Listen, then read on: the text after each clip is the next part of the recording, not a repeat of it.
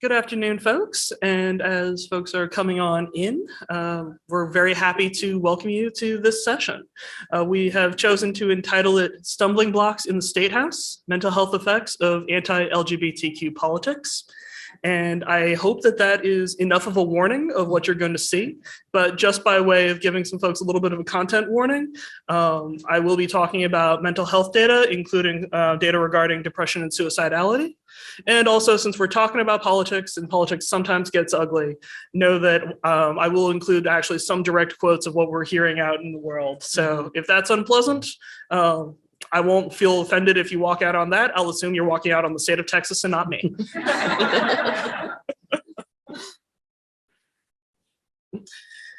So just by way of a quick agenda, we're going to run through some introductions. My co-panelists and I will tell you a little bit about who we are, and I'd love just to find out a little bit more about who's in the room. So anybody who would want to let us know who you are and why you're here, I'm definitely always curious. Then we've just got quick outline. We'll let you know what is happening in terms of just anti-LGBTQ politics out in the States this last year and this year. Because of where we are here at the Q Christian Fellowship Conference, we really wanted to shine a light specifically on the role of religion and Christian nationalism and what's pushing this. I'll talk some about the mental health effects of what's going on out there, and then we're going to get a little bit more optimistic, talking about what people of faith can do, the positive role that our communities and we as individuals can play, and what that looks like. And then at the end, we'll share some resources, and I really look forward to any questions that you might have. So, quick introductions, the formal headshot. My name is Casey Pick. My pronouns are she and her, and I'm proud to be the Senior Fellow for Advocacy and Government Affairs at the Trevor Project. If you don't know who Trevor is, give us a minute, we'll get there. My name is Robin Anderson. My pronouns are she and her. I am the co-pastor of Commonwealth Baptist Church, which is a small Baptist church in Alexandria, Virginia, just on the other side of the river. So the Trevor Project is the world's largest suicide prevention and mental health organization dedicated to serving LGBTQ young people. We've been around for more than 20 years, and we provide a wide range of services for young people who find themselves in crisis, however they might define that. We include services 24/7, 365 days of the year, plus leap year when necessary. Telephone, chat, and text. So young people can always reach out to us and find somebody who has been specifically trained to hear them, to answer their questions, and to let them say what they need to say.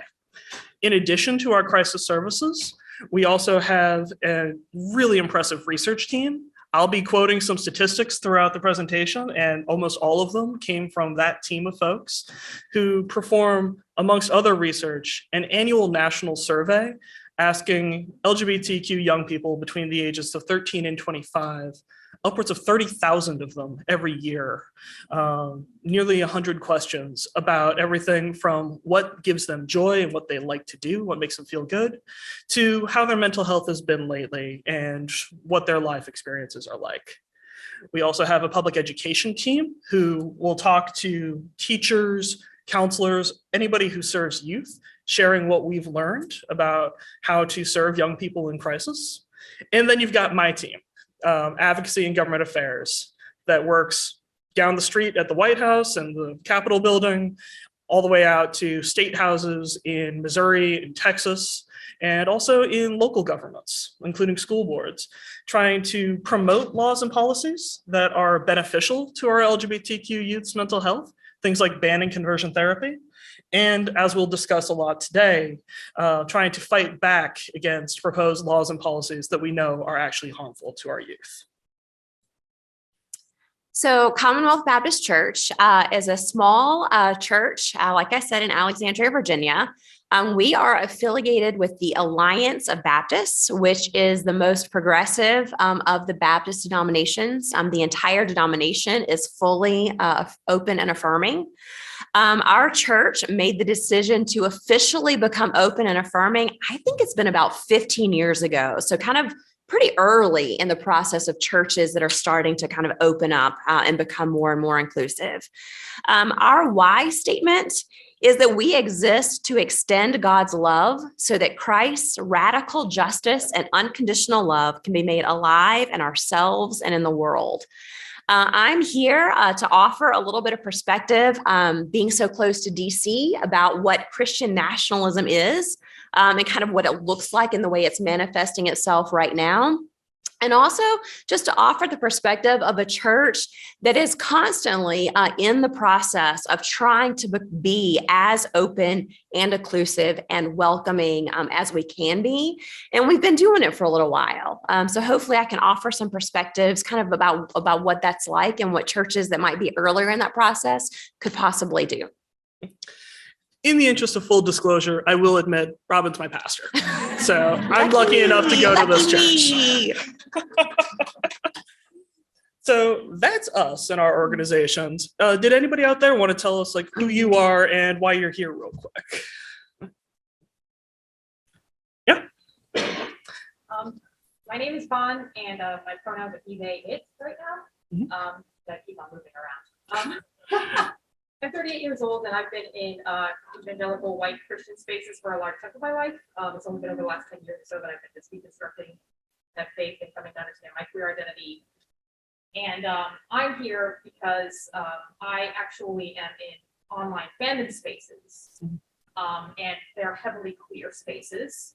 You have a lot of youth in those spaces, and I see a lot of them being dragged into a lot of radical feminism, and that is often related to like specifically transphobia comes into that. A lot of kink phobia things, but it also but they work directly, as I'm sure you're very well aware, with the FRC, the Family Research Council. Yeah. And Turks have specifically, and so this is like the other, so like that's like the right side of like the evangelical stuff that's going on. And, Fantastic. yeah, so basically I'm like here to learn more about that and how I can do that. Fantastic. For folks coming to us online, I know you can't necessarily hear the audience. Brief summary of that is we've got somebody in the room who's observed some of the radical feminism that is trans exclusionary and how that is partnering with the kind of far right religious and Christian nationalism that we're seeing today. Anybody else? Yeah. Hi, I'm Jessie Taylor. I'm 20 and I'm currently enrolled in a Christian Nazarene college in San Diego, and I have the privilege to be able to come here with my queer Voices of Love. It's called Voices of Love, and it's an LGBTQA inclusive space on my campus, which is very rare for a Nazarene college. So I feel really blessed to be able to come here through that, but also our group is not considered an official club of the university because of its affiliation with something. So I think I wanted to see how politics kind of have evolved to make queer spaces legal, and like seeing how that could be kind of implemented through our club. I just want to see like the logistics of it. Fantastic. One more. Sorry. Billy, she, her, I'm a teacher, I'm a public school teacher, and some years.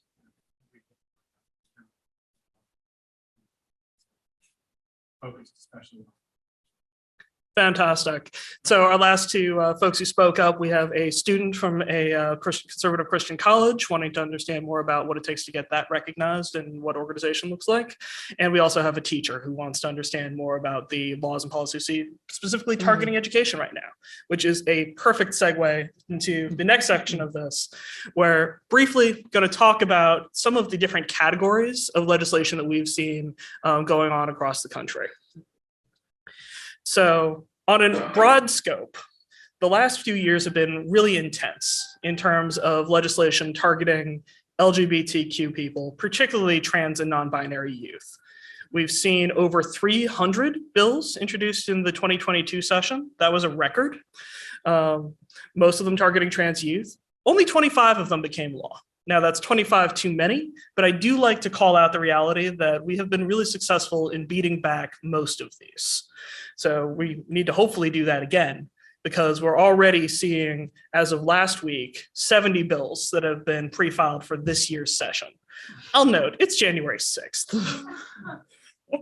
And where is this all coming from? This is not grassroots. This is not anything organic. There's not an actual problem or problems to be solved. As will come through, I hope, through the presentation, what we're really seeing is a coordinated national effort, well-funded, backed by national organizations. And we're seeing it tied into a consistent media frenzy, a tradition of moral panics in this country, and just playing into something that we've seen before, but in some ways is happening louder and faster than we've seen in the past. Come on, there we go. Say a prayer for me with regards to technology throughout all this, friends. It's going to be a day. So probably the most high profile, the thing you might have heard about most, are these bills that are targeting the ability of transgender and non-binary athletes to participate in school sports, whether that be at the NCAA college level on down to, we're talking junior high intramural sports. So these have been most common, and the most of these have passed across the country. They typically have some nice suggestive and misleading names like the Save Women's Sports Act. I've talked to a lot of female athletes, college level, international Olympians, et cetera. They all agree that these bills do nothing to assist women's sports. They've got a long list of things that would, but not these. What these do is they force students of all ages to participate on teams based on, quote, biological sex. I throw the quotes on there, not as a scare quote, but literally to show that as an attorney, the way each state and bill defines biological sex really does vary. And that's because it's actually a lot more complicated than some people think to try and draw a line that does not include or exclude folks that they don't intend to. So they keep trying to tell us, well, this is simple. Just have folks play according to their biological sex. You push them a little bit and they have a hard time telling me what exactly that means. I like to mention sometimes that I was involved in girl sports the whole time growing up. I played on my first softball team when I was 5. I played until my freshman year of college when my knee gave out and told me that, you know, basketball and volleyball were not going to be things for me. I do very clearly recall when I was being bullied in junior high and high school because I was bigger, stronger, had a deeper voice than most of the other girls. And I guarantee you, if there had been laws out there that did what these bills do, that allow somebody to challenge a student's sex, forcing them to prove that they're on the right team, sometimes via a visual inspection, I definitely would have been challenged, and I definitely would have quit sports a lot sooner. And I know that would have been a sad thing for me.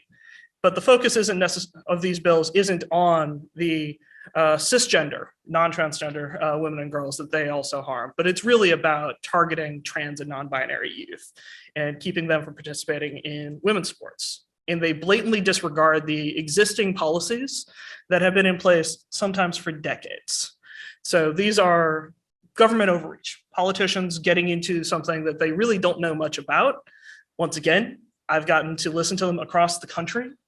When you ask for a question of, have you thought about how this interacts with existing rules about, say, doping, medications, testing?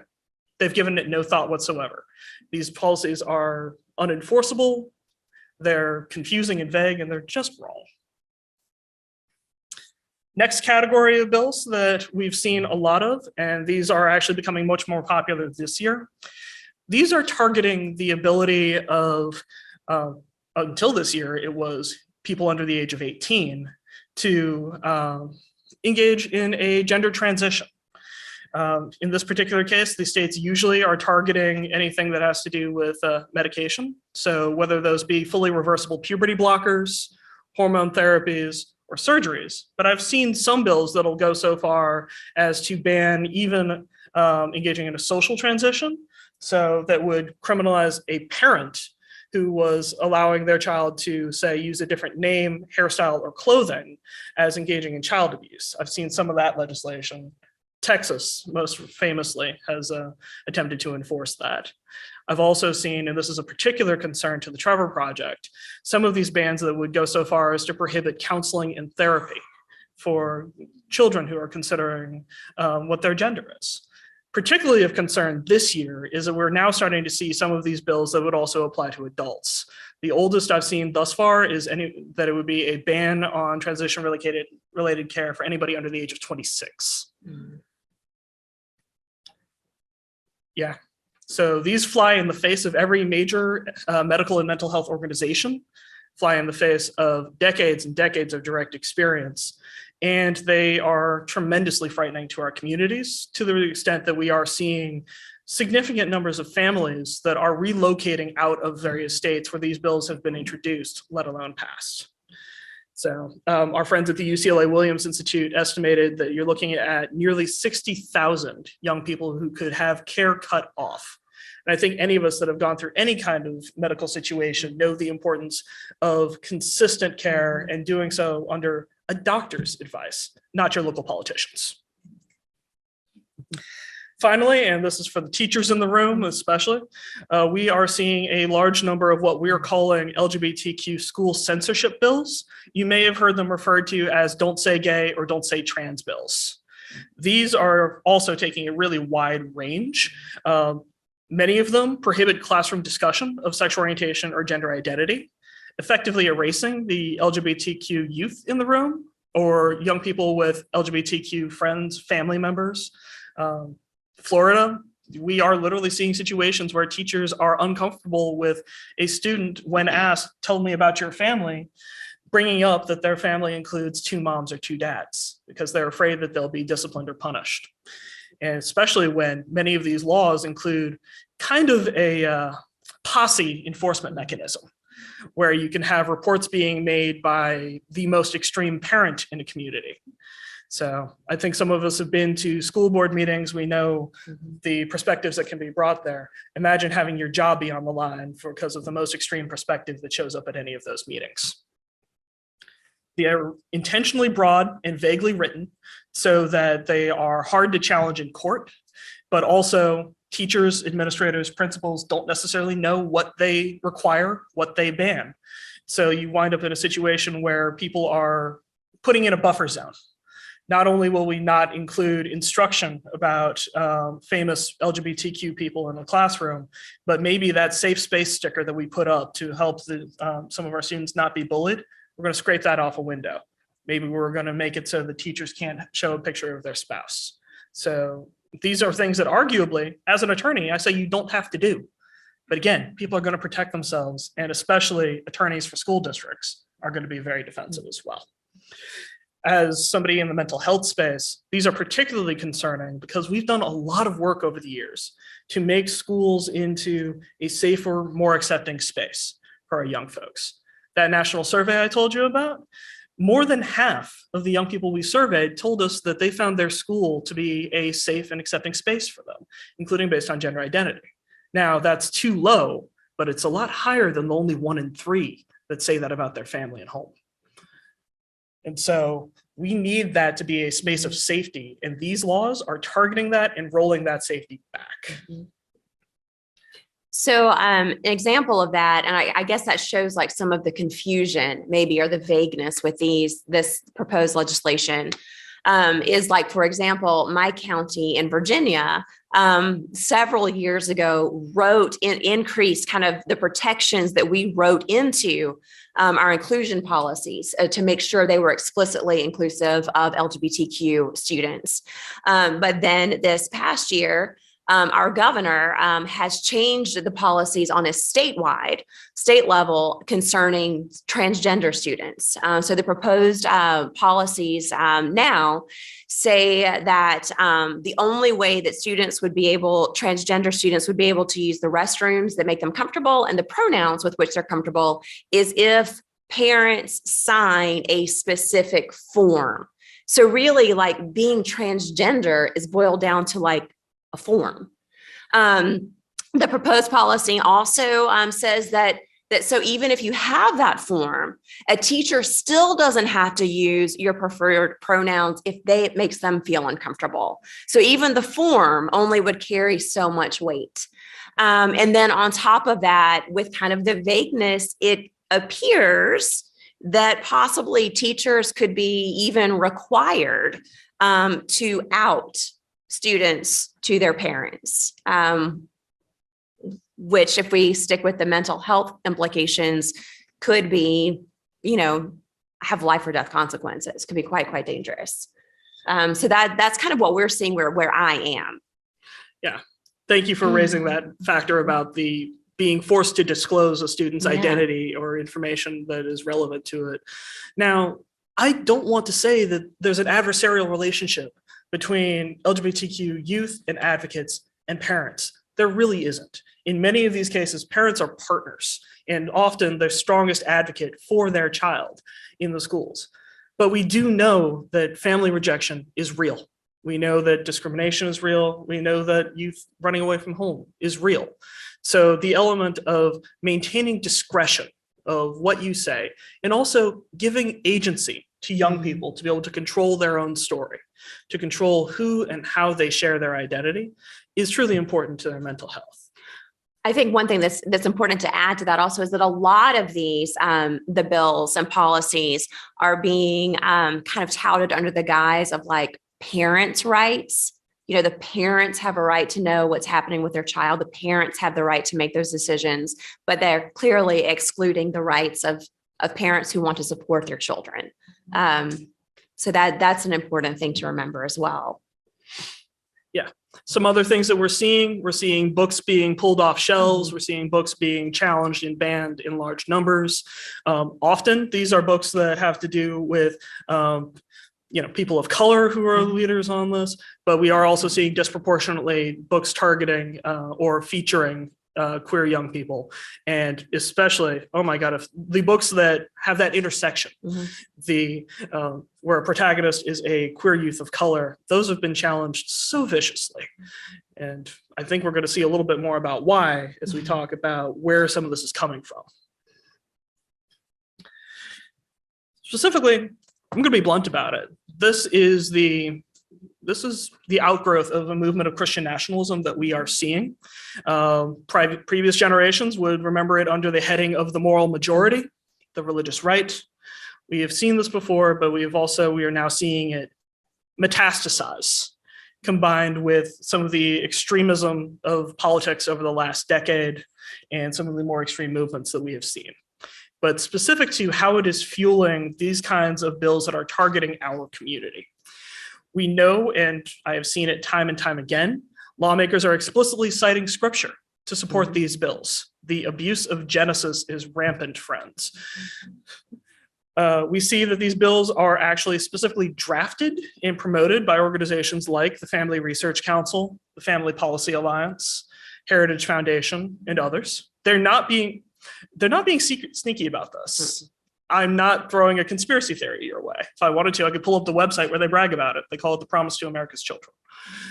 And so they are drafting these bills. They're creating entire boot camps for lawmakers. The Statesman Academy, I really encourage this article from The Insider, is a training ground for far-right conservative lawmakers to learn how to draft these bills, what the talking points are, how to promote them, and all done through an explicitly Christian nationalist lens.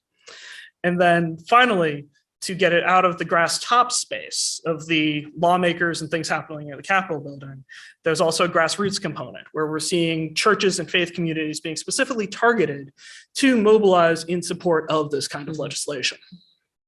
And for a while, a lot of that, what we would see at least of churches being targeted, we would consider, or most of us would consider to be kind of fringe, right? Like for a while, we've seen videos of just kind of off the wall pastors saying horrible things. But what I think we should really be paying attention to is that now there are pretty mainstream, conservative, but still pretty mainstream Christian podcasters, Christian radio talking about these issues. Matt Walsh, Charlie Kirk, like those guys have a much larger audience, than the strange pastor in Wyoming or something that's got a YouTube channel. So it's becoming pretty mainstream. Yeah. And just to really draw in the explicit connection between these anti-LGBTQ bills and the faith-based motivation that is pushing them. I mean, again, we're talking about high school girls sports. I played every sport you could think of. It was not a particularly religious space, but somehow it has become a religious cause that for the concerned women of America justifies quoting Ephesians. This is a bit of just organizing tools that you will often see. Every advocacy group on every side of every issue does this sort of thing of you've got your mailing list and you tell folks, hey, we got a vote that went our way, please say thank you. This is what they did after Texas voted to ban trans athletes from playing sports this year. It took them 5 tries to do it, but they did finally get it done. And if we've got some time for it, I'm not going to show video of the sponsor going off on a rant abusing Genesis, but I would love to show video of the so-called heresy that he was responding to. So we'll see what technology can bring me. This one's going to hurt to read. Again, part of the organization of this is the Arkansas Attorney General. Arkansas was one of those few states that actually did pass a ban on transgender youth being able to access the medical care that their doctors and parents want them to have. And their state attorney general was speaking at one of these conferences, one of these panels where they organize and strategize, and actually said this, suggesting that a child who has parents who are willing to give them the care that they deserve somehow is being abused. And then concluding it by saying, we know how God created that child and the future that God intended that child to have. Because of course, they know these children better than they know themselves. But this is the Attorney General, the most powerful law enforcement individual of a state. So this is real, and this is what we're up against. And this also signifies the importance of affirming pastors and affirming churches to be vocal and visible and active. Right. So I'm going to really let you take it away from there on speaking about more about how you're seeing this kind of dynamic playing out in churches and from other pastors that you know. So I can recognize that it is frightening for pastors and for churches to be visible and vocal because in a lot of congregations, doing so is going to be divisive. And so what I hear from pastor friends is that it's really, really hard right now to pastor a purple church. Which I mean, you know, it's hard anything right now, whether that's like that. So it's hard to talk about these issues without sounding partisan. I find that even with my church, which isn't very purple, but I'm a Baptist, so I really believe in the separation of church and state, that it's really hard to figure out how to talk about any of these issues because so much of the language has become jargon that has been co-opted by political parties that it's just hard to do that. It's a tight needle to thread, but it's one that we need to do. As people in general are becoming more polarized, that is happening in churches as well. So conversations that before 2016 could have been heated conversations now become brawls very easily. Pastors are burning out left and right. I know we're hearing a lot about the Great Resignation, and there have been lots of articles specifically about the Great Resignation towards pastors and clergy. Pastoring purple churches, I hear from a lot of colleagues as one of the reasons that they are leaving, that it's just become too hard to navigate. And then we know that all of these issues are connected. Where you're dealing with homophobia, and transphobia, you're also going to be dealing with racism, anti-Semitism, sexism. It's just exhausting.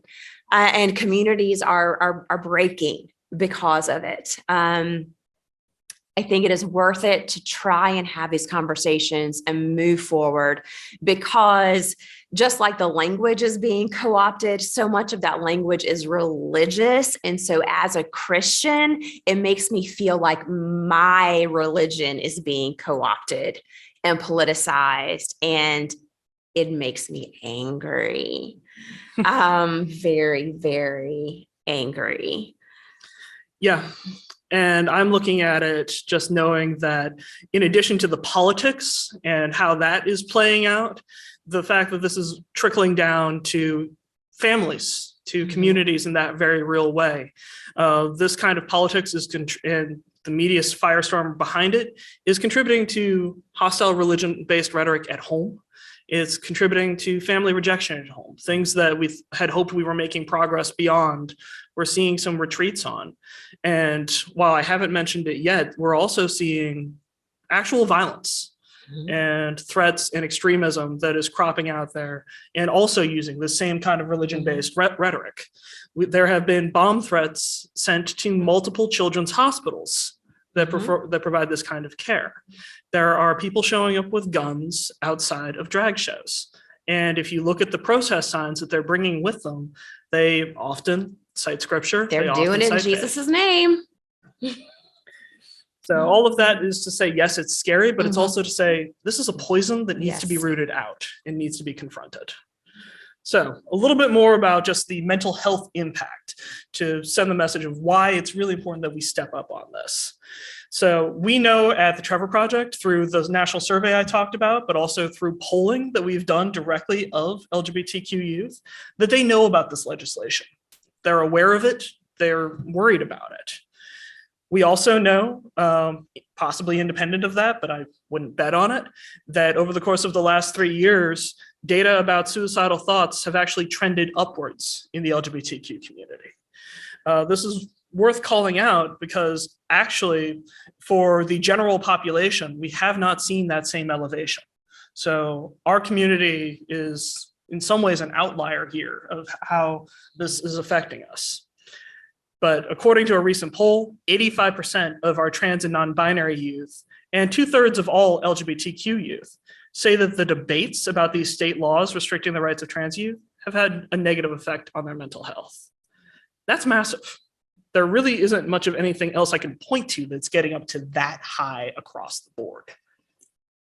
For the sports bill specifically, it's important for folks to know that really only about 1 in 3 LGBTQ young people report actually participating in sports, compared to half of the general population. So when folks want to turn this into some kind of massive, overwhelming issue, honestly, no. As somebody who got so much from sports, that number being that low makes me sad. I want more kids to have the opportunity to be part of a team, to have a coach who believes in them, to know what it feels like to win and to enjoy what their body can do. So I want more of our kids playing sports. And for additional good reasons on the mental health side. Youth are queer youth who tell us that they played sports for 20% lower rates of depressive symptoms. They're also more likely to have A's and B's as grades. They tell us sometimes that playing a sport can help their mental health. Like I said, for a young person who's gender dysphoric, finding something that their body does that they like, that feels good, can be tremendous. Others say that it's a distraction from negative thoughts, which in the parlance of our queer youth, negative thoughts sometimes translates into suicidal thoughts. And also it just provides a source of connection and belonging, which we all know is an important protective factor from suicide and other mental health concerns. That said, these numbers are again really high, with 74% of these youth telling us that these bills made them angry, 57% sad, 43% stressed, and nearly 1 in 3 felt scared. On over to the healthcare bans. Again, these are the ones that will deprive transgender youth of the best practice, often life-saving medical care, and that these things will cause treatment interruptions. Don't know about you, but you really don't want to be messing with people's medications with regards to their mental health. These bans also include threats to supportive family and doctors, taking away those people who are a vital source of support to our community. And we know that for young people under the age 18, receiving gender affirming hormone therapy was associated with nearly 40% lower odds of depression and a past year suicide attempt. So you're taking away medications and treatments that have a real positive impact. And that's why you're looking at 93% of our trans and non-binary youth saying these bills scare the hell out of them. And then on over to school censorship. What's this doing to our youth? I already mentioned the distinction between feeling safe at home and at school, and how it is vital that our young people have that safe space. We know that actually young people who have access to affirming spaces, especially schools, report significantly lower rates of attempting suicide than those who did not. This is, for our purposes of our conversation, we're talking also about faith communities. Where we have situations where schools are becoming an unsafe space, it is all the more important that that faith community do all it can to be that safe space. We need to step into a gap that is being forced upon us. Again, on the side of good things that can be done, we've actually learned that if young people have the ability to learn about LGBTQ people or issues in school, our young people have a 23% lower chance of reporting a suicide attempt. So being represented matters. And these are good things that we can do. And that can be done. Our church keeps a bookshelf, a lending library. We make a point of ensuring that we've got, if you're banning a book because it's got queer kids in it, we probably got it on the shelf. We do it, particularly during banned book week. We put like, so, people will come get books out of there and, it usually stays pretty full. But during banned book week, we put on our sign, like, you want a banned book? Check out the little library, and they all go. And I love it. And then one data point that I never give any presentation about without saying is that our LGBTQ youth who report having at least one accepting adult in their life were 40% less likely to report a past year suicide attempt. That adult can be a parent, and I absolutely love it when it is, but it doesn't have to be. Pastor, teacher, coach, mentor, any of you could be that one supportive adult that makes that big of a difference. And getting into, so those last 3 slides, those are things I share in a lot of the presentations that I do. Here's something that is a little bit more special for QCF, specifically about some of the data that we have just about religious bias and LGBTQ youth mental health. Contrary to a lot of stereotypes, but probably not a surprise to the folks in this room, we've got about 21% of our young people who tell us that religion is either important or very important in their lives. One thing I'll note is that we asked the same question 3 years ago. 3 years ago, that number was 25%. So I can't say definitively that there's a negative trend there, but as a person of faith and somebody who's found a lot of support from that, that concerns me a little bit. And it makes me wonder about the impacts of some of what we've been seeing over the last few years in our politics. If I remember correctly, Casey, I believe that because I see a lot of the data about in general, how those the numbers are trending down from people that are saying their religion is important to them. I believe that the surveys that come out of like the religious news service and such, I believe they show that the rate at which LGBTQ people are kind of leaving the faith is actually slower than the rate at which other, non-LGBTQ folks are, which to me is another important statement for pastors and people who are in churches that are inclusive. You are important. Yeah. Thank you. We've also done some research on what does it do to a queer young person's mental health if they hear their parents using religion to speak negatively about LGBTQ people. And again, this is not exactly shocking data, but if a young person hears their parents using religion to talk negatively about LGBTQ people, that has a negative effect on their mental health consistently and across the board. One thing I did find interesting about the more recent data is the purple and yellow on this, is the extent to which whether or not religion was important to you or not, things were kept in parallel. You see a lot of similar numbers for recent anxiety, suicide attempt, or attempt to suicide. There's a slight improvement if you think religion is important to you on recent depression. But what you don't see here is that there's usually a gap there for straight cisgender folks. Being part of a faith community, having faith being deeply important to you, is considered to be a protective factor for most folks from suicide. For LGBTQ folks, those numbers aren't showing up that way. The data is much, much more mixed. It can sometimes be actively hostile. In other cases, it can absolutely be that protective factor, but it really is more context specific. So now hopefully we can get into some of the stuff that might be a little bit more empowering, a little more optimistic. What can we do? Going to start here a little bit with like the Statehouse, and then we'll move on down to the church house and communities. One thing that we can do, and that I've seen a lot of powerful aspects of it, is making sure that at the Statehouse, when these bills are being discussed and debated, there is not just one faith perspective that is being presented. I'm real proud that this is a picture of my dear friend Robin over here, testifying last year when the city of Alexandria added gender identity to its non-discrimination law, requiring no discrimination in housing and public accommodations. We already had employment because of the court case. Not exactly a controversial issue here in Alexandria, but even still. So what I find interesting when this picture came up is what that was not a controversial issue in Alexandria. It was gonna pass. It was gonna pass unanimously by the city council, but I just felt like I should be there just because. And not many people came to speak.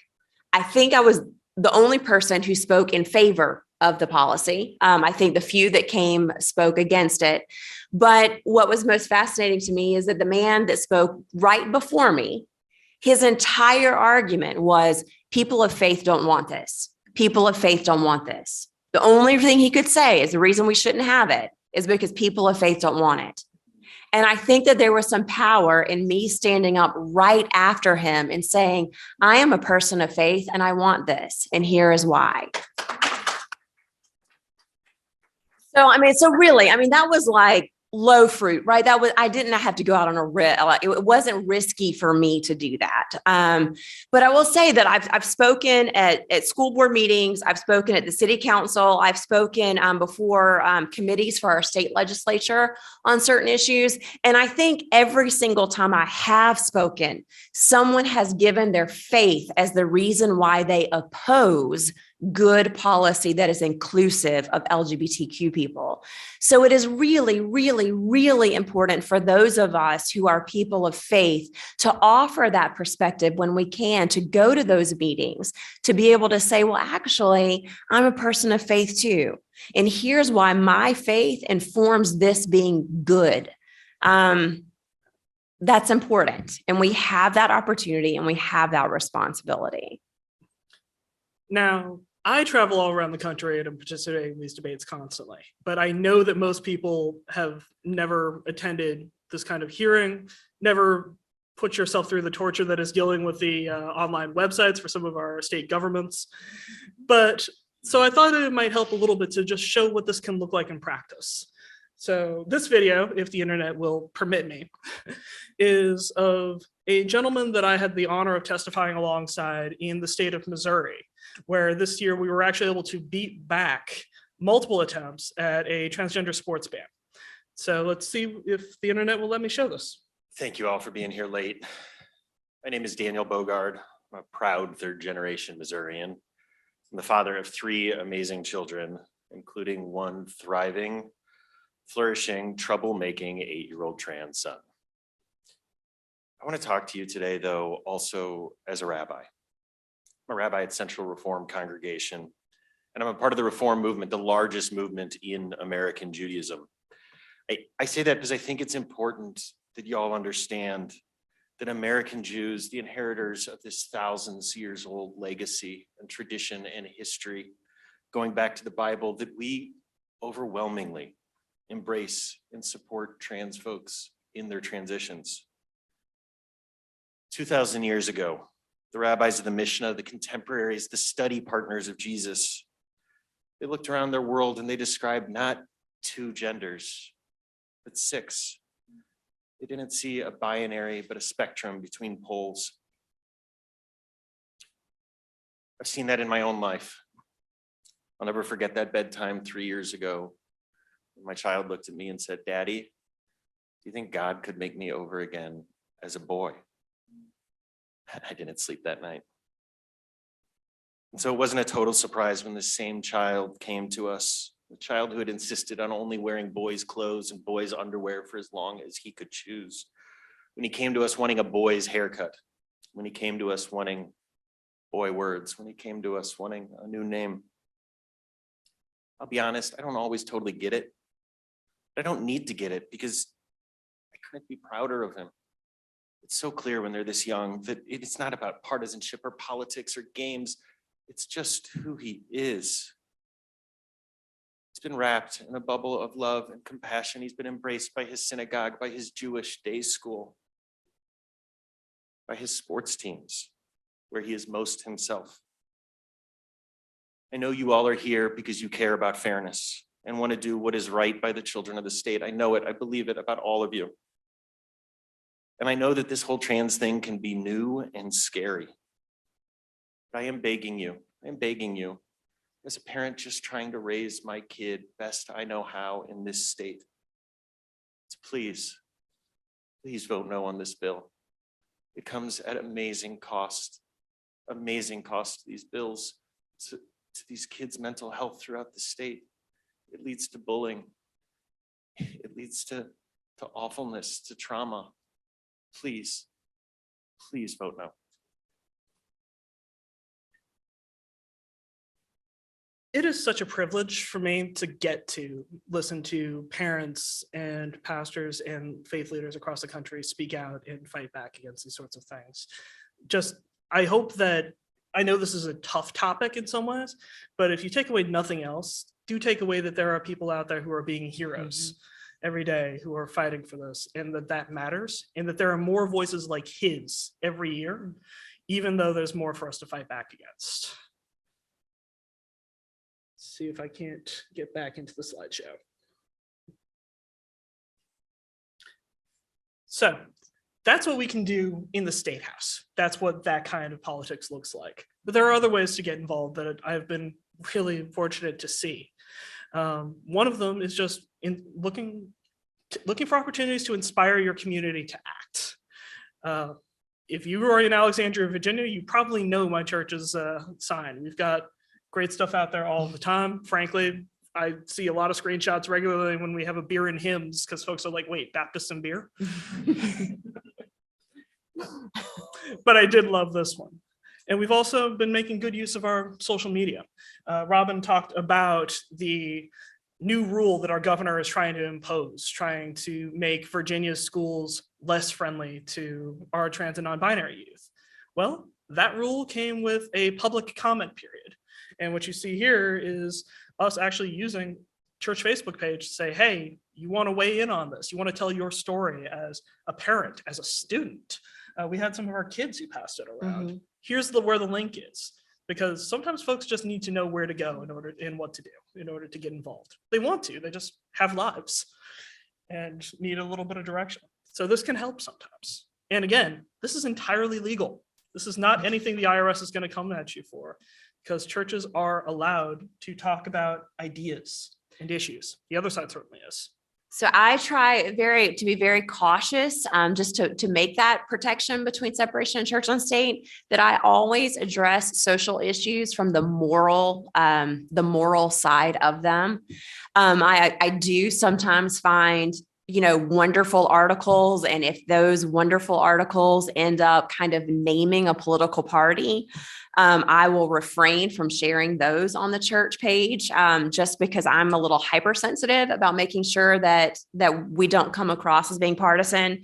But these are moral issues. These are issues about the well-being of human beings.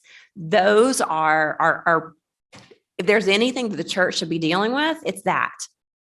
So we got the freedom to talk about moral issues that impact the well-being of human beings. And then there's also just the internal aspect of taking the opportunity to listen and learn about these topics. I'm real proud of where my church is today. I know that's not where they started. I know that every church has to take time to evolve and to learn and to grow. And that takes intentionality. So it's almost 8 years ago that I walked into this little church in Virginia that I had never been to before, because somebody in my advocacy space said, hey, the folks from Equality Virginia are able to actually send some of their trans members to do just a storytelling session. You might want to check it out, see how it goes. And so I went to that, and I was so impressed to see this little Baptist church that actually included this conversation in its church bulletin. There was something special about seeing it in black and white in paper, undeniable that way of, you know what, we're going to have this conversation. And that was the thing that actually kept me coming back to that church until I became a member. And so the church made the decision to become open and affirming before I was there on staff. So I came in not really knowing exactly where the church was. And I came in only having served on churches that really kind of had like a don't ask, don't tell policy. So I really didn't have much in my mind of even what it looks like for a church to be fully welcoming and affirming. So we've been navigating that together. And I'll be honest with you, 8 years ago, so I'd only been there about 2 years at the time, when we had this coffee talk with transgender advocates. The first thing to know is that we were the first church in the state of Virginia to accept Equalities Virginia's invitation to do this. So I didn't even know like how it had worked in any other congregations. And I did not know if this was going to be a step too far. We had lots of conversations about it.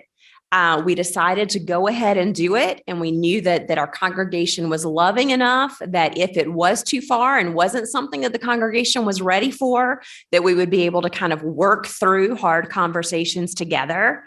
But let me tell you, we had a packed room, like so many people stayed for the conversation.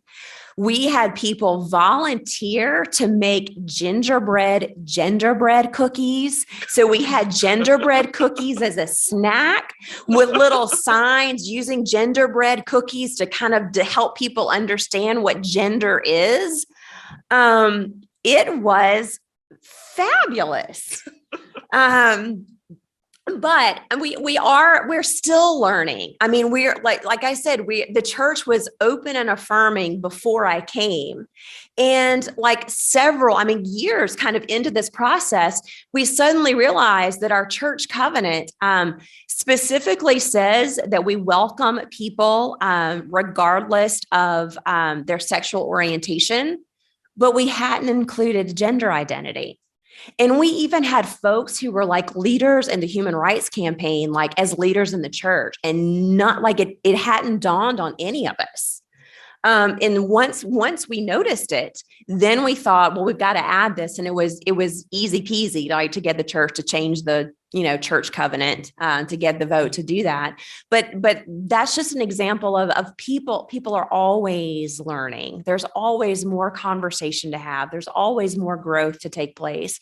We've come a long way in 10 years. But there's still more for us to be challenged, to grow, to become more inclusive.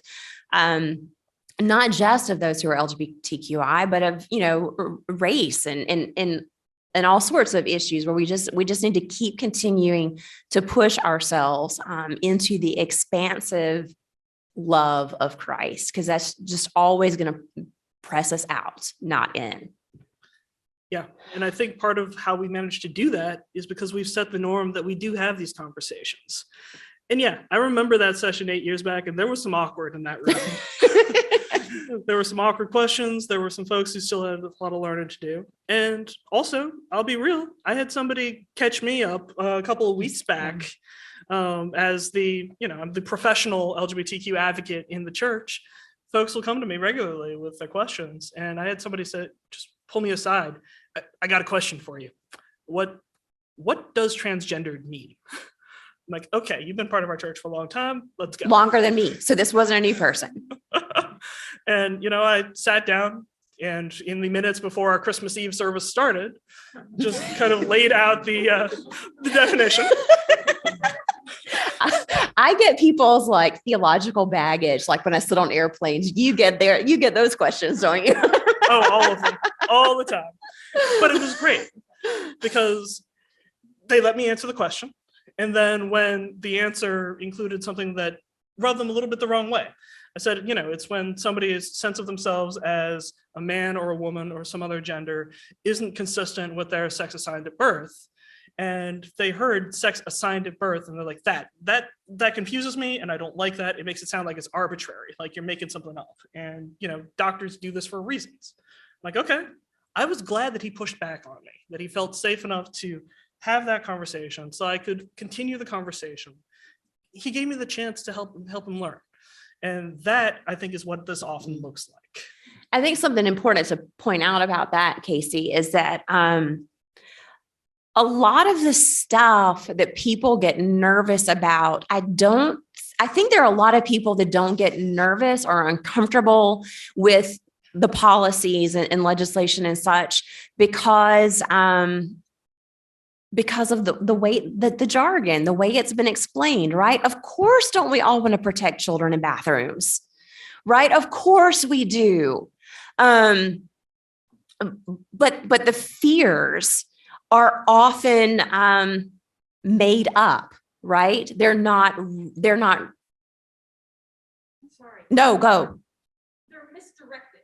Like, these are real fears and people have them for real reasons. and Yes. it's misdirected towards the wrong people to. That's a perfect way to put it. So you're saying that the fears are misdirected. Yes, yes. And when we can have conversation is when people can realize, oh, this is a misdirected fear. I don't need to be afraid about that. It's not transgender people that are hurting children in bathrooms. It's pervy men, right? Cis men. It's your pastor. Yeah, exactly, right? You're safer in the airport bathroom than you are in a lot of church bathrooms. Yes, and that is horrible, but it's true. Yeah. So we gotta have the conversations. Now I know that does mean that sometimes that, like, the pastors, the cis straight friends need to be able to be protective of people who those conversations may be harmful for. So we do need to be aware of that. But when we can create safe spaces and community where the conversations can happen, that's where people can learn and grow. Yeah, I mean, Robin's got the ability to, if there's something going on in the land of LGBT policy and politics, she knows she can always reach out to me. I signed up for answering the awkward questions and for being that person. And I do it a lot. I do. Like, I'll go to her a lot and say, okay, Casey, I need for you to, like, break down for me what is a legit concern here and what is just political hype trying to get people riled up. And thankfully, Casey knows, like, as much as anybody. So she can shake it down for me so that I can have those conversations with people as well about the misdirected fears. Yeah. So that said, you might not have a literal professional LGBTQ lawyer in your congregation. I almost guarantee you're in a state that's got a state LGBTQ equality group. You may well be in a state that's got an actual coalition of faith-based community folks who want to speak out on these issues. We're out there and we are eager to partner with folks. And every one of you who's here will also be able to go away with my contact information. So the inbox is open. But so that's what you can do in terms of just, like, actively focusing in on particular issues. But again, as a mental health advocate, so much of this comes down to just where and how people get to live their lives.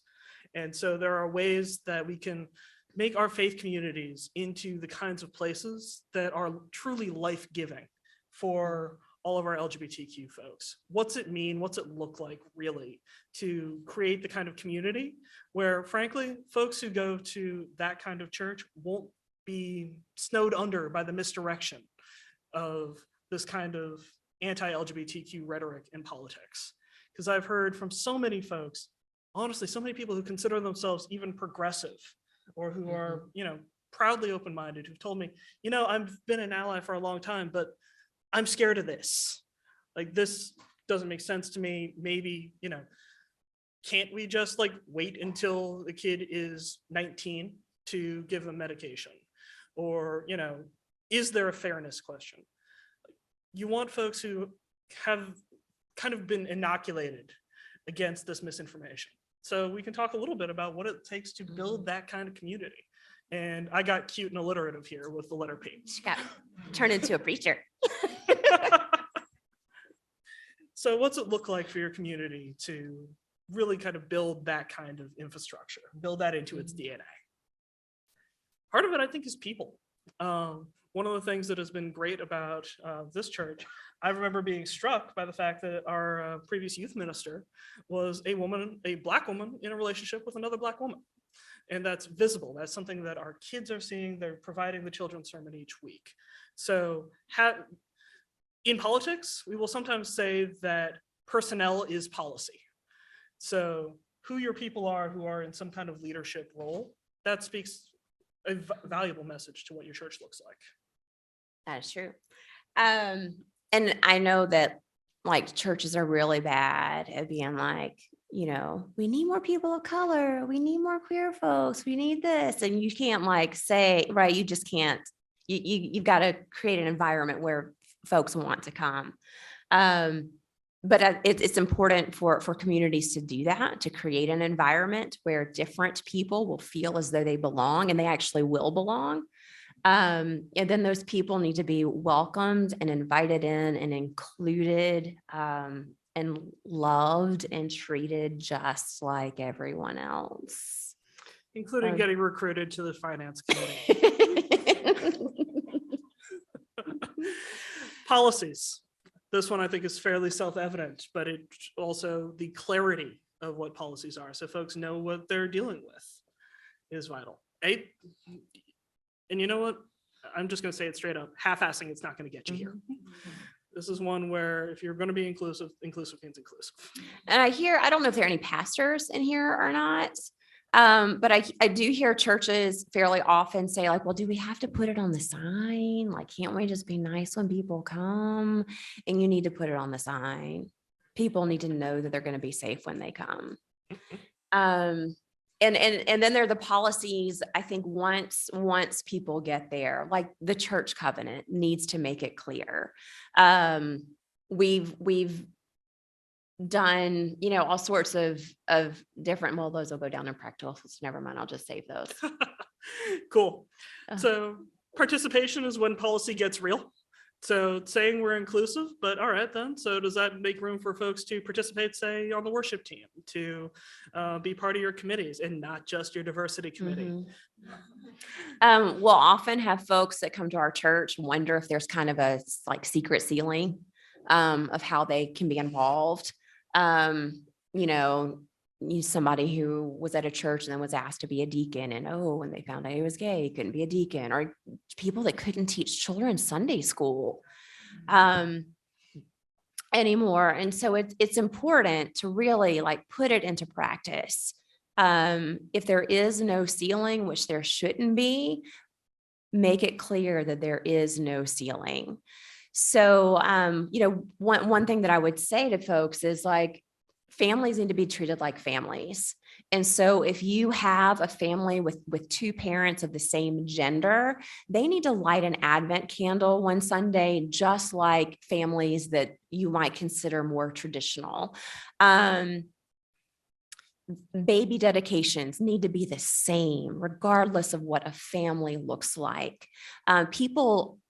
Different people need to be behind the pulpit, right? If women or people of color or LGBTQ people are never allowed behind the pulpit, disabled people, if they're not behind the pulpit, I think that communicates very clearly. And I would go as far as to say you need to even include preaching, right? If you have an inclusive church, you need to have queer folks preaching. And I'll say that that's not just to show that you're putting into practice what you say you believe. It's because your congregation needs to hear the voices of LGBTQ people and people of color and disabled folks. That we're going to read and interpret scripture differently. We're going to have different stories to tell. And all of those perspectives and all of those stories need to be heard because it will enrich the entire congregation. Yeah.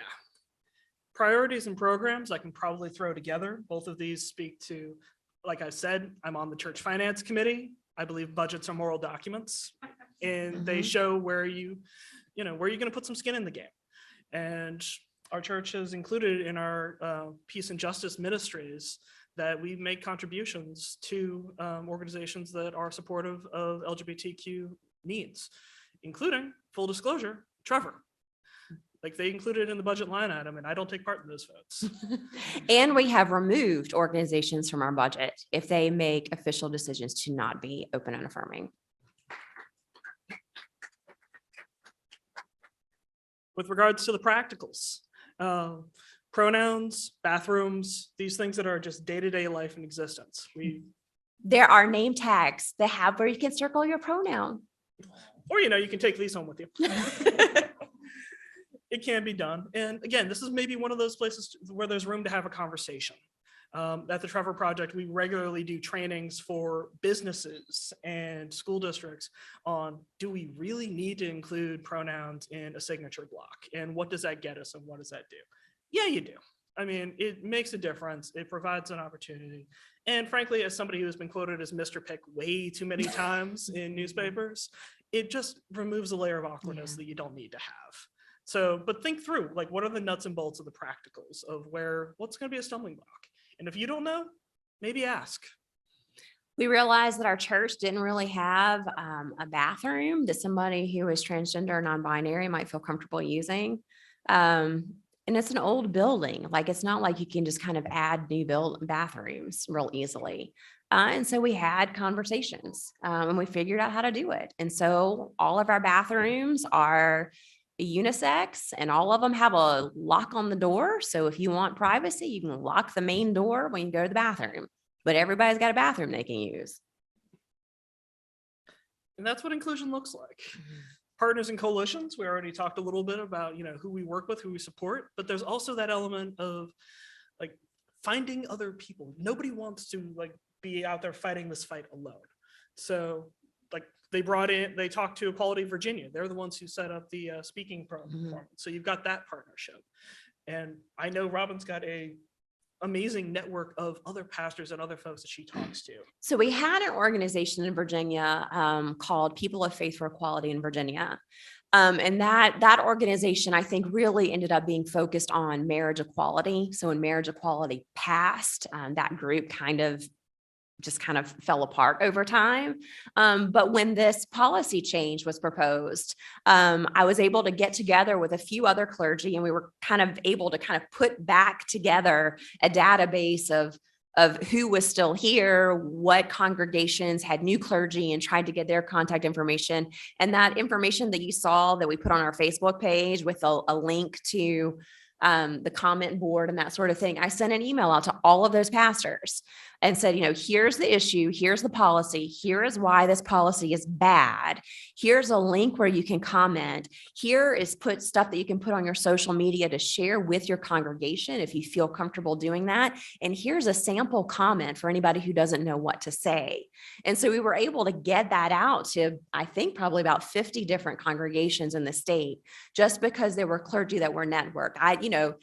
Some of those clergy had networks in their areas, so they then sent it out to their groups. I think it's also important, if you're wading in to this kind of work, to have a community where you feel safe and can ask the stupid questions, because we have a lot of stupid questions to ask. And so that is also a good reason to have some partners there. I was telling Casey that right after I started, within weeks of me starting at Commonwealth, I was going over my sermon on Sunday morning, and all of a sudden I panicked because I realized that I didn't know what was the right word. Was I supposed to say gay and lesbian? How many of the letters was I supposed to use? I didn't know what to say. And so I had to text one of my really good friends who's a gay chaplain. And I texted him early in the morning. I was like, Todd, what do I say? And he could roll his eyes at, me and be like, use this one. So because you don't want to offend or hurt people.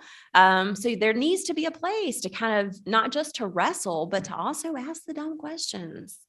Yeah. And the last one I put on here, I thought in some ways I thought I was being cute by ending it with prayer because I had that many words that started with P.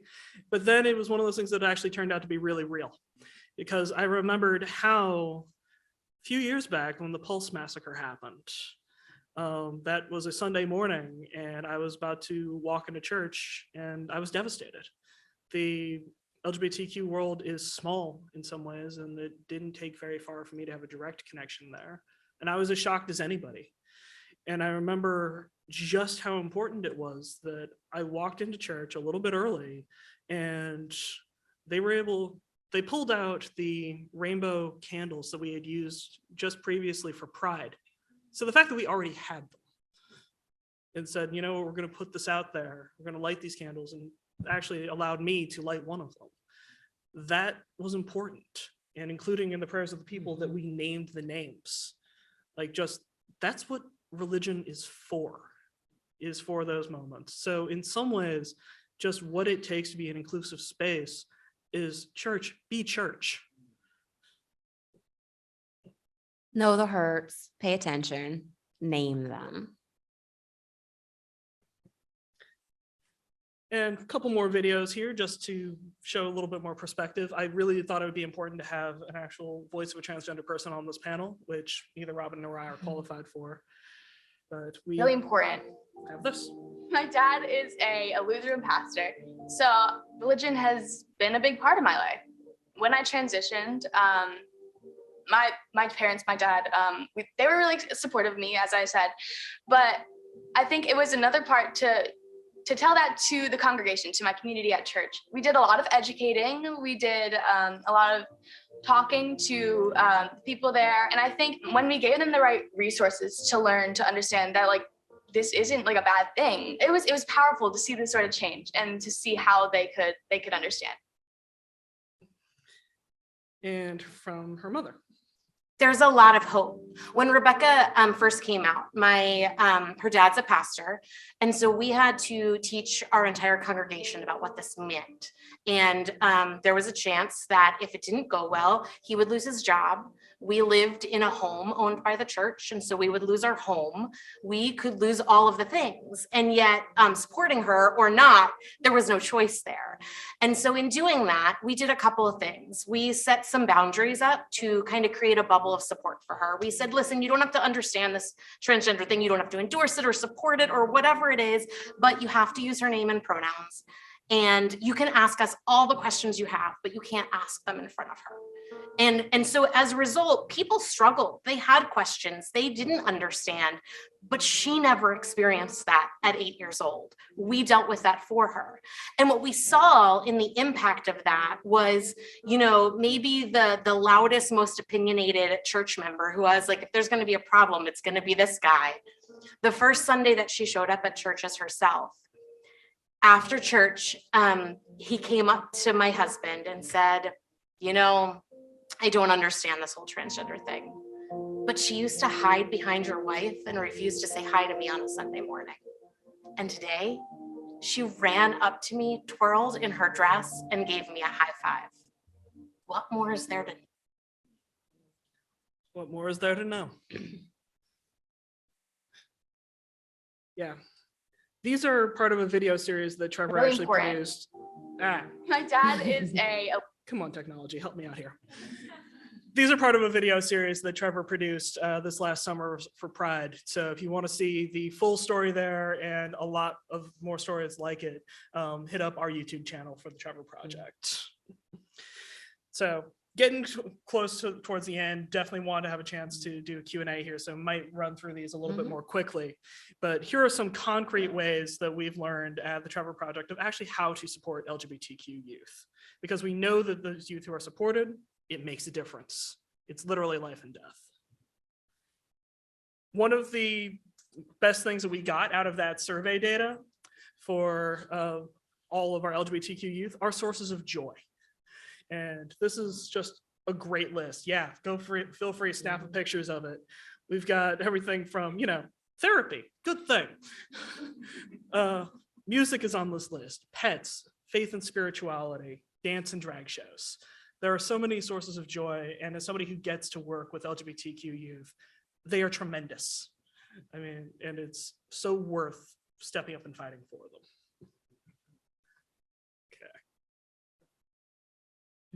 Okay. Cool. Other things we can do. We specifically asked our youth, what makes you feel supported by your caretakers? And these are the 5 common answers that we got. Being welcoming to their LGBTQ friends or partners. That sends a message even beyond what you say to them specifically. Talking to them respectfully about their LGBTQ identity. Listening, asking questions, learning. Using name and pronouns. It's a big deal. It comes up consistently for us. Same thing with supporting their gender expression, which can look like, let's go shopping for clothes. Or just, a simple compliment. Those boots are great. And then what you all have done today, and by being at this conference, educating themselves about LGBTQ issues and people, just knowing things. Some resources that we've created at the Trevor Project that are available on our website. We've got things on like the guide to being an ally to trans and non-binary youth. This is a great short document that I pass around like candy wherever I go. Same thing with our coming out handbook, explaining what that looks like. We've got the annual national survey. I've cited some data here. There's a whole lot more on the website that is tremendous, and we use in state houses all across the country consistently. And one project that I'm particularly proud of that we actually did at Trevor Project in partnership with Q Christian Fellowship is this Christian case against conversion therapy.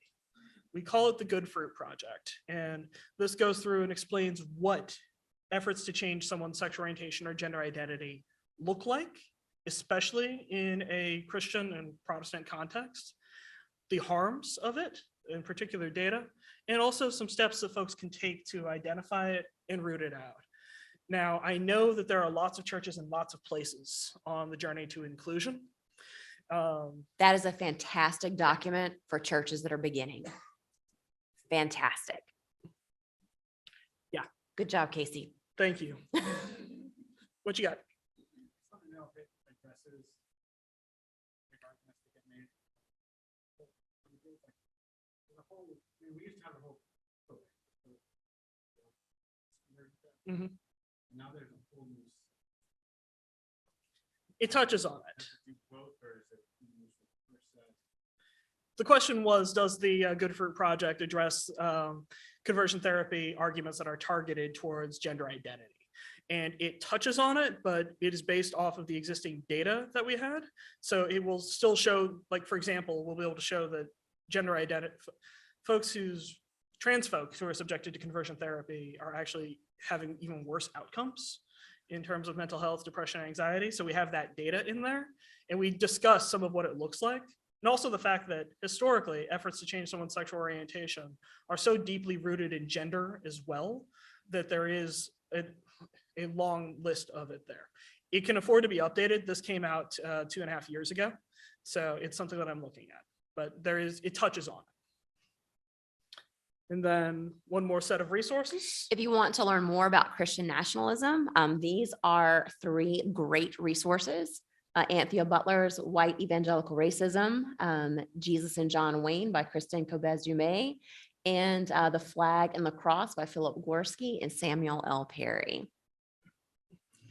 And I will be uploading the slide deck into Whova. So if you didn't get pictures snapped or if something came out blurry, hopefully we can cover that. All right, let's talk. Let's go Q&A for 10.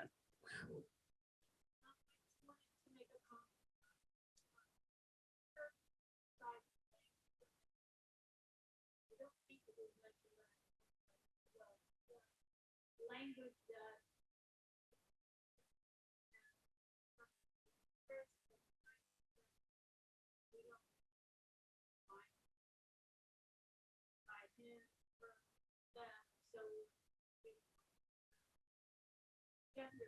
so I'm wondering if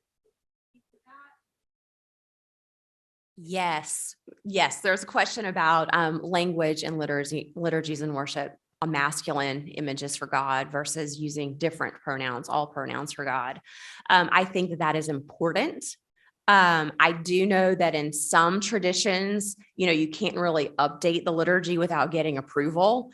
So I would think that within some denominations, there might need to be some more creativity within where that can happen, but I would encourage clergy to do it where it can happen. As Baptists, where, we can kind of do whatever we want to. We might have to have some discussions about changing the Lord's Prayer or something, but that's about it. Yeah, I mean, I will, like, a recent example of some of the ability just to introduce a little bit more creativity that way. Our new youth minister, when telling the story of Advent, kept referring to the wise people on a journey to follow the star. And this was the thing, but you know what? There might have been a snicker here or there, but I liked it because whenever you have those subtle little changes, I find myself thinking more deeply about what it is. And I'm loving they, them as God's pronoun. Like that's a newer thought to me, and I love it. It totally makes sense. Totally makes sense. Absolutely. Another question? In the back of the room.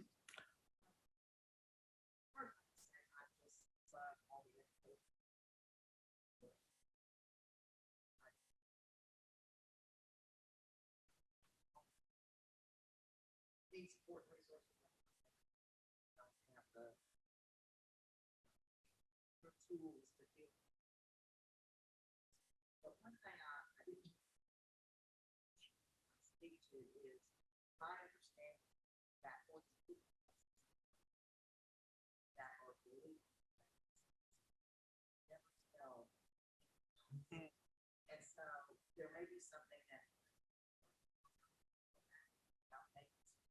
sure that these classrooms,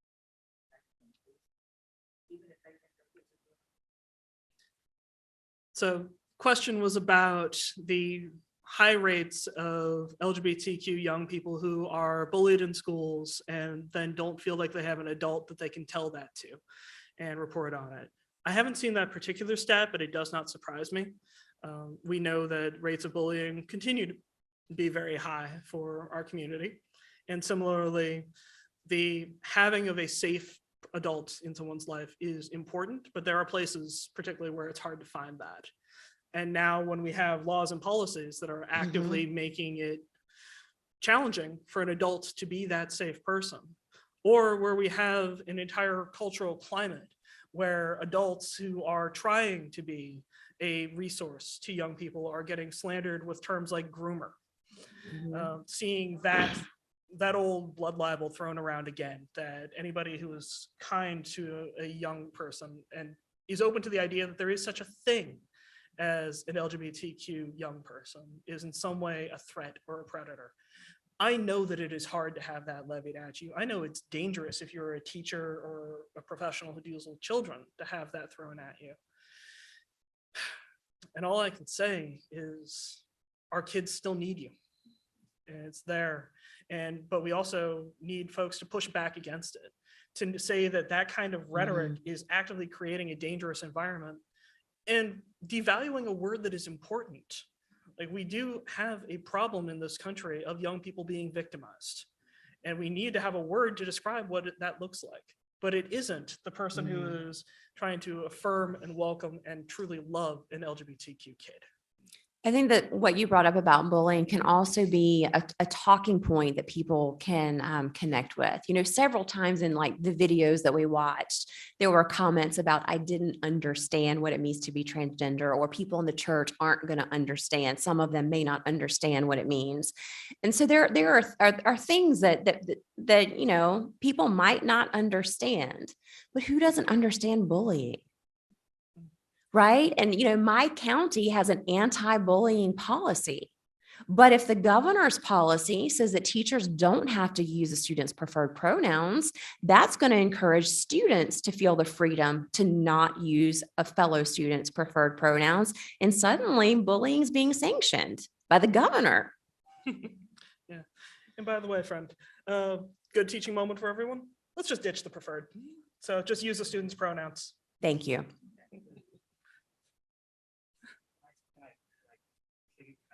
Please. So I work for the federal government.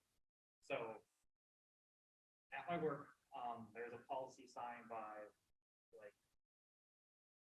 it's signed by a 4-star general that discusses gender identity in this larger organization of the federal government, and talks about using people's preferred or primary pronouns. And so this policy's been in place for a year and a half now, I would say. And recently there's also, there's also a religious kind of affairs office that follows the chaplaincy and things like that. And so they were having asked the religious affairs office.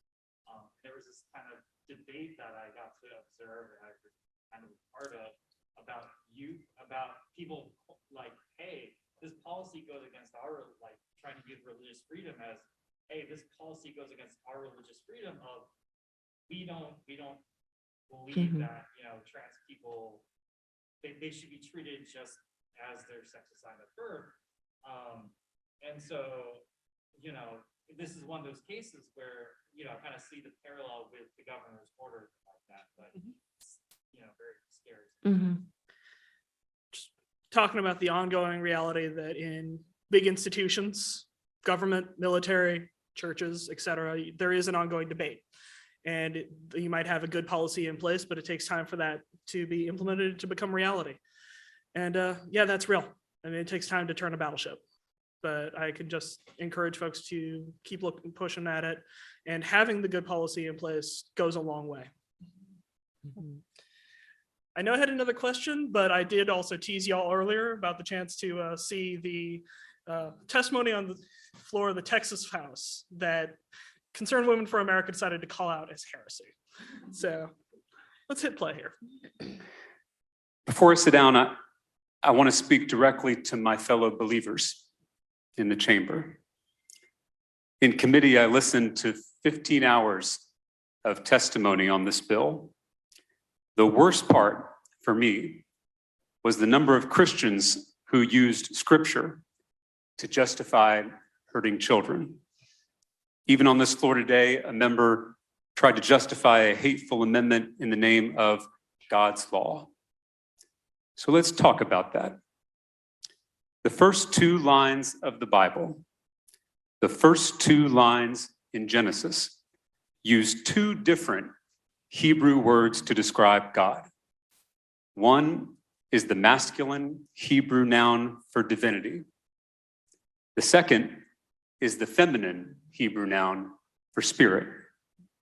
God is both masculine and feminine and everything in between. God is non-binary.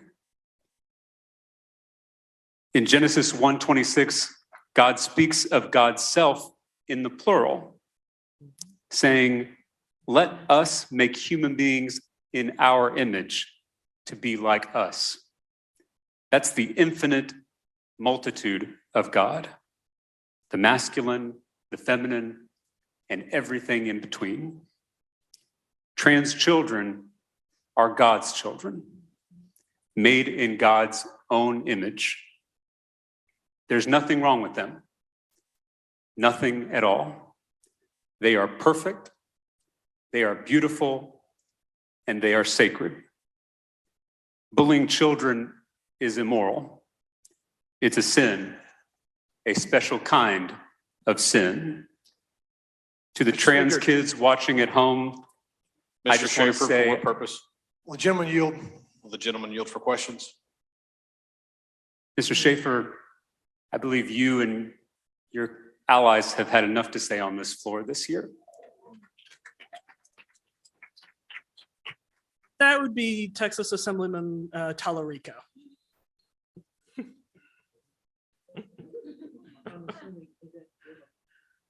No, well, he eventually did get the sponsor who you saw in there did eventually get his time back later to go off on a rant, but I felt like y'all didn't need to bother with that. I appreciated getting to see this shut down. And I believe that has come to the end of our time.